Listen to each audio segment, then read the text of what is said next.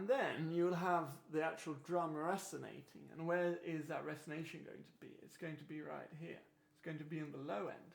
It's going to be around, depending on what kick drum you use, but generally speaking, from 50 hertz to 100, 120 hertz. So, for example, that's more or less how you would want a kick drum, a kick drum to sound like. So, again, what would we put in this part of the mix? So here you would have probably a little bit of bass. So again, the bass would just probably sit just above the kick drum. So the bass would be just somewhere around here. Again, these can be swapped around. So depending on the mix. So for example, in a lot of modern trap music, for example, you would actually have the bass sitting below the kick most of the time. This is an example that works more, for example, in pop rock music. So you would have the bass sitting above the kick. Okay, so let's say this is the bass. So this is the bass. This is the kick. Okay, so here we're starting to get into the mid-lows, mid-highs. So what would we have here? We would probably have a guitar or something. We'd probably have a pad or something. So pad, keys, any type of keys, or for example guitar. Okay, so then we move into the higher end. So what happens here? We have the voice. So the voice would probably take up this area here.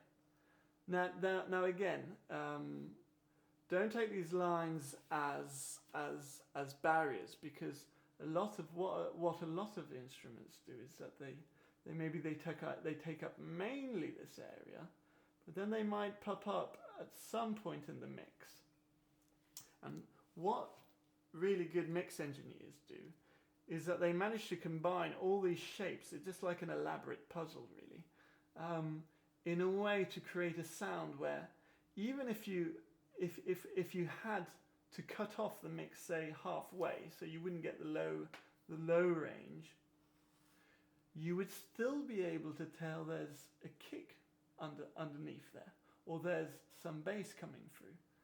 And that's what mix engineers do nowadays, because obviously a lot of people listen to music on their phones or on very cheap reproduction systems that do not reproduce the low end at all.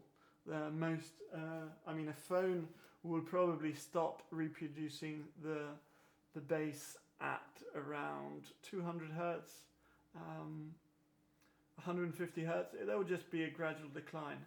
So you would have no idea of what's going on in the low end with a phone, unless the mix engineer decided to put some of that bass in, say, the mid-highs.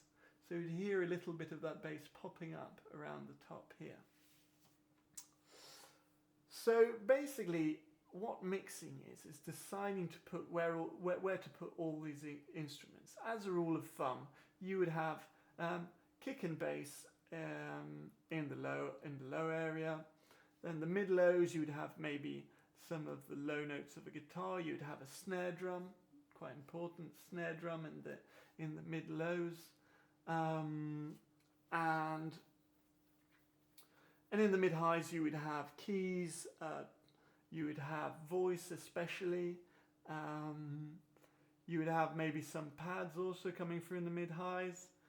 And finally, the highs that you'd have, you'd have all your hi-hats here, you'd have all your percussive sounds.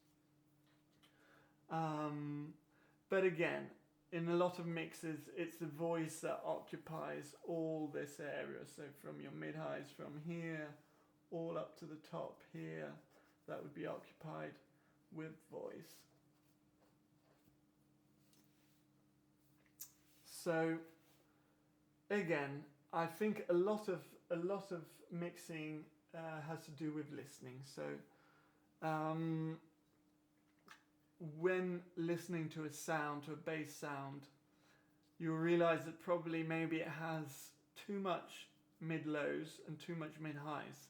So what you're going to do with that, you're going to take an EQ, again like this. So this is the bass sound, say, and you're going to cut it off like this.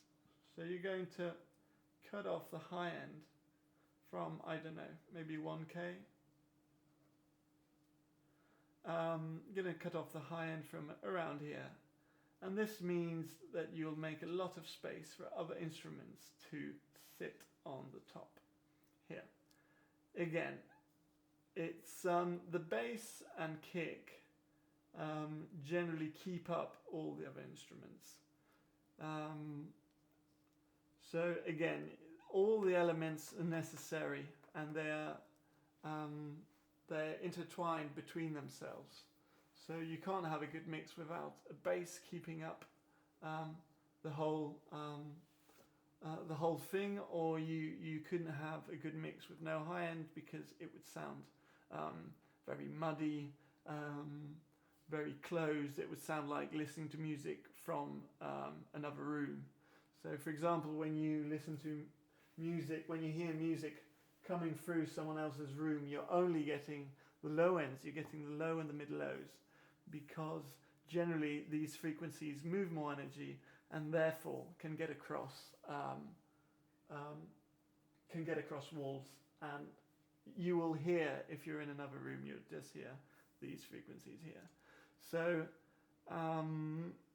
and at the same time, if you're listening to something on a phone, you will just hear these frequencies here, so from around halfway through the mid lows up to the highs. So have a good pair of headphones. That's the most important thing while mixing. So while mixing, you need something to hear what's going on. So the best way to create a good mix is having a good reproduction system. So something that is actually trying to tell you an honest story of what is going on frequency-wise. So again, depending on the speakers, for example, phone speakers don't reproduce the sound as they hear it. They lie. So they maybe reproduce. There might be some frequencies that are exaggerated in your reproduction system, and some frequencies that don't exist at all. For example, on your phone you might have something like this, and you might have 4K being exaggerated. So that is a very bad way of mixing, because you're not hearing exactly what is going on.